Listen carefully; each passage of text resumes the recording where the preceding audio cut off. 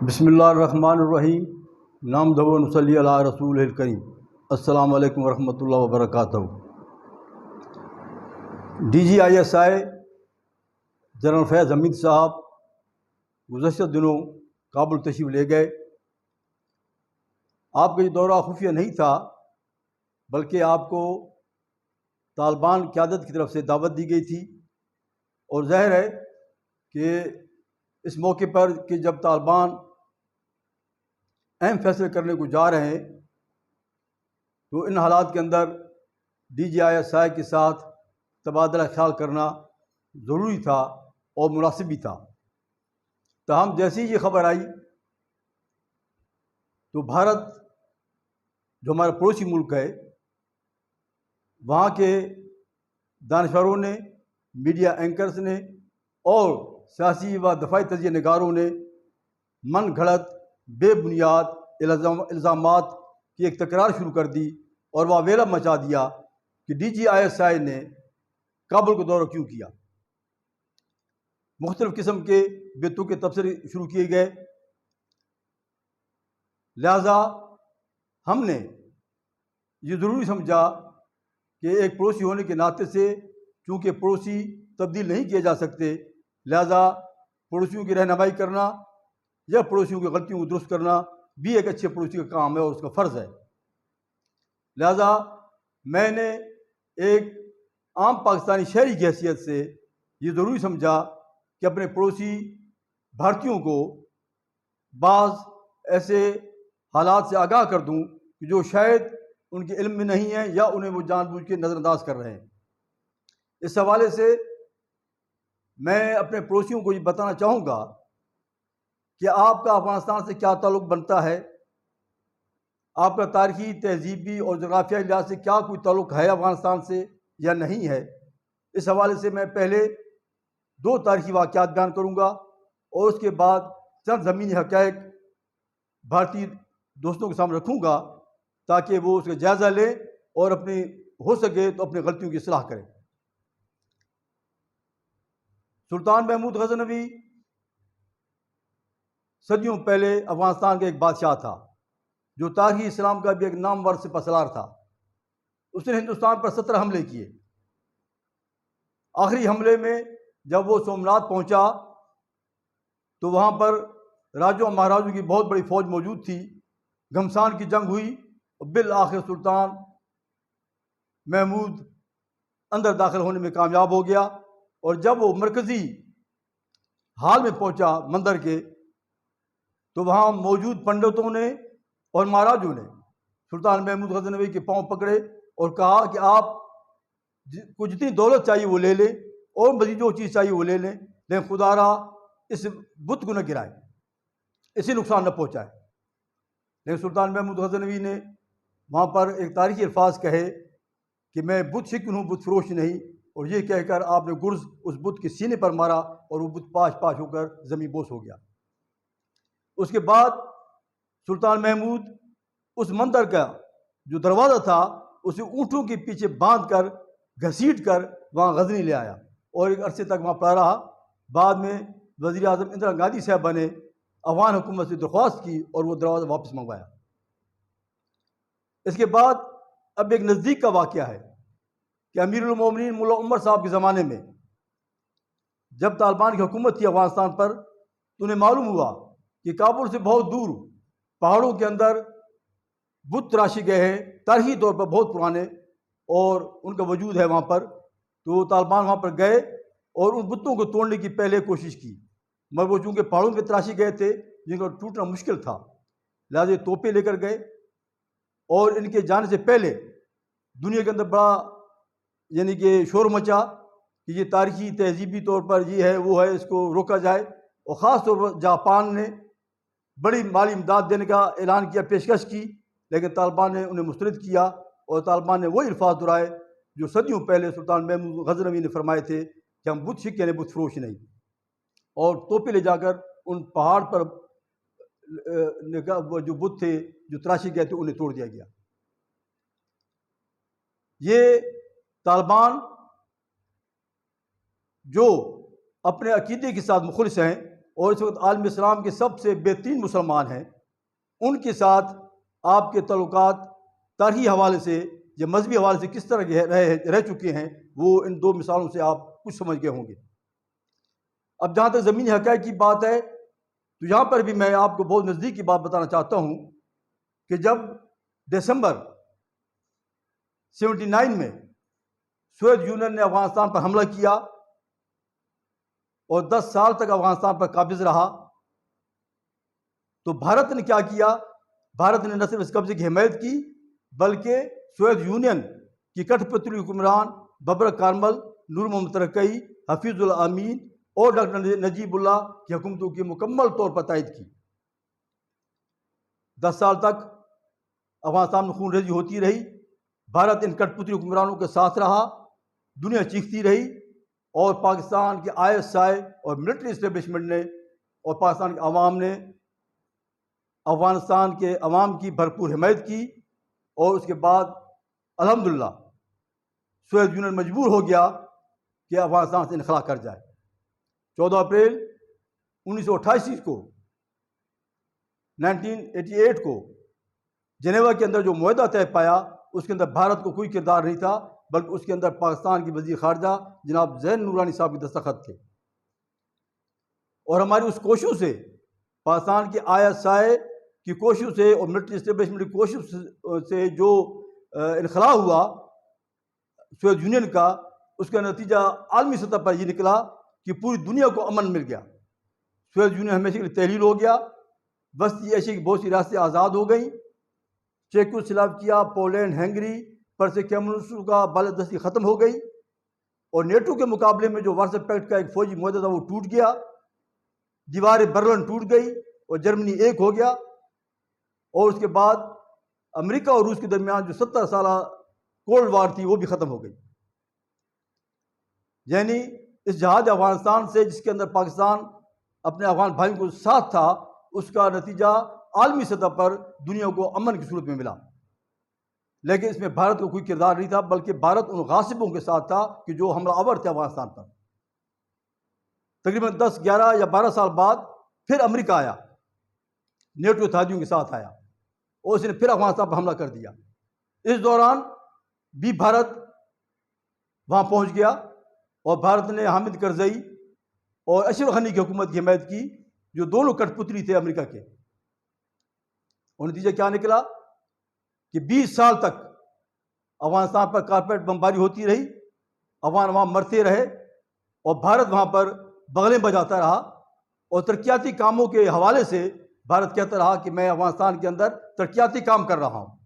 हालांकि हम जानते हैं कि भारत आज जो शोर मचा रहा है, जो परेशान है, उसकी वजह ये नहीं है कि भारत के वहाँ तरक्याती मंसूबे रुक गए। असल बात ये थी कि भारत ने इन 20 सालों के अंदर अफ़गानिस्तान के अंदर अपने दर्जनों कौशल खाने खोल दिए और ऐसे ऐसे शहरों में कौशल खाने खोल दिए कि जहाँ से भारत को किसी डाकखाने से एक ख़त भी नहीं जाया करता था, वहाँ से कौशल खाने खोले। हालांकि वहाँ कोई ऐसे आदमी नहीं थे कि जो भारत आने जाने के लिए राहदरी चाहते हो या वीज़ा चाहते हो, लेकिन भारत ने 20 सालों में NDS, वहाँ की जो एक जासूसी तंजीम थी, राह ने मिलकर उसको बेस बनाया पाकिस्तान के ख़िलाफ़ और पाकिस्तान के अंदर तखरीबकारी और दहशतगर्दी करने के लिए भारत ने इन 20 सालों में अफ़गानिस्तान में बैठकर बहुत कुछ किया।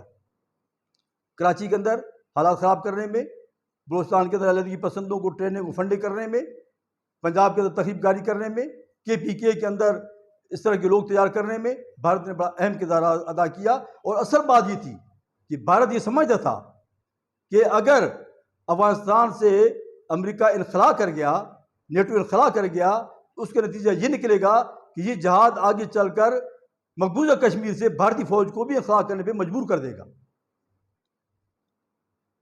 ताहम भारत उन ममालिक में शामिल है कि जिन्होंने अमेरिका का वहाँ कब्ज़ा बरकरार रखने की कोशिश की, लेकिन पाकिस्तान और पाकिस्तान के इस्टेब्लिशमेंट और पाकिस्तान के ISI ने इंतहाई बेहतरीन हिकमत अमली के साथ कोशिश ये की कि पूरे खित्ते में अमन कायम हो जाए और गैर मुल्की फ़ौजों का इनखला हो जाए।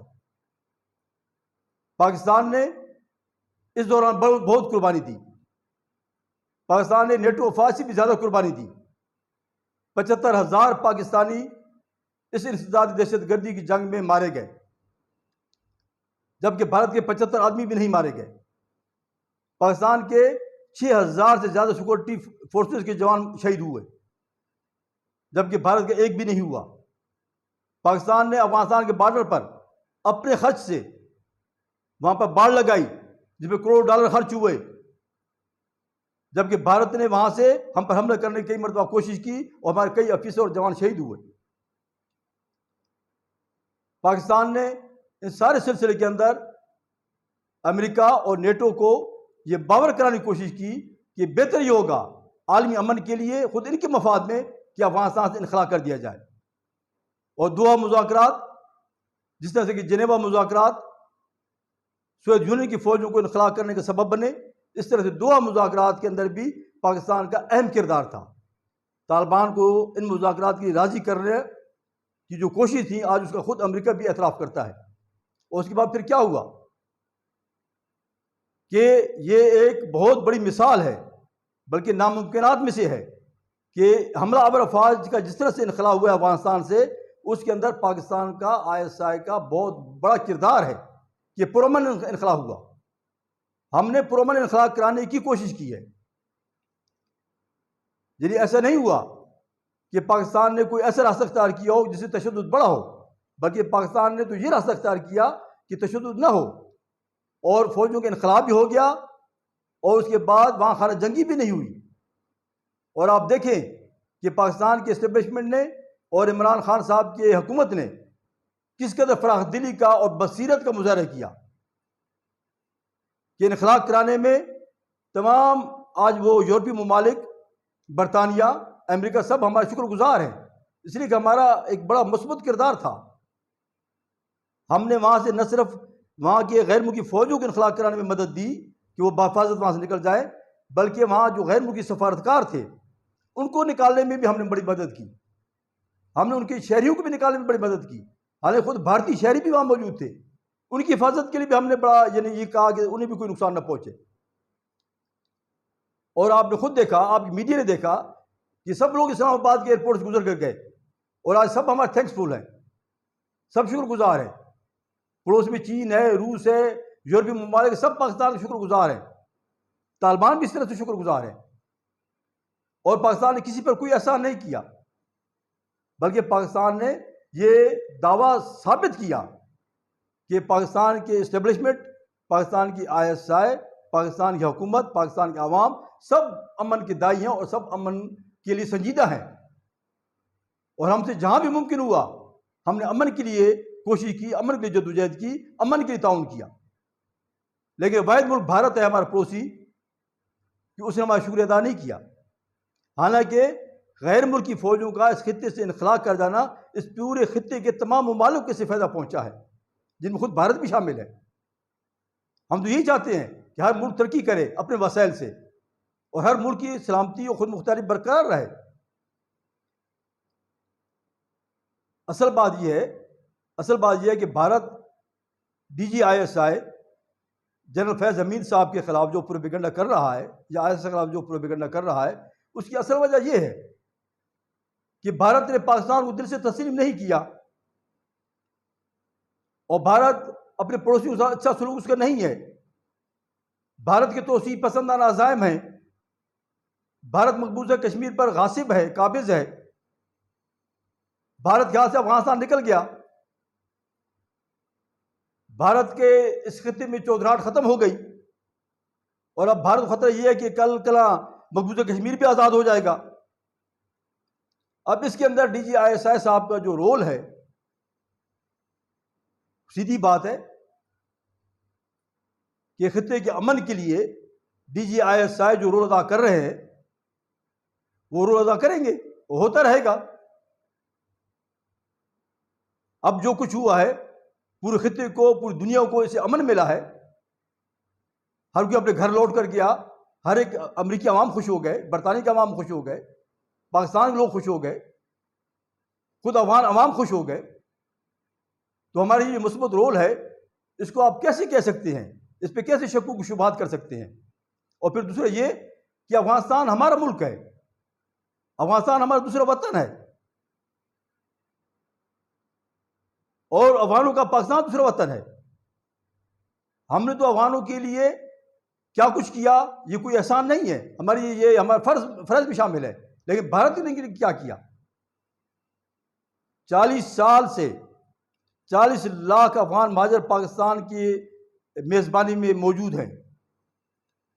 ये हिजरत की सबसे बड़ी तारीख है मेज़बानी की। जब सोवियत यूनियन हमला किया था तो उस वक्त 30 लाख लोग यहाँ आए थे, वो 30 लाख मौजूद है, अब मजीद में इजाफा हो गया।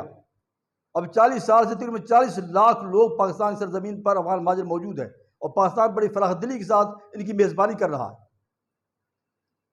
हमारा तारीखी, तहजीबी और इस्लामी रिश्ता अटूट है, न टूटने वाला है। अफगानिस्तान हमारा है, हम अफगानिस्तान के हैं।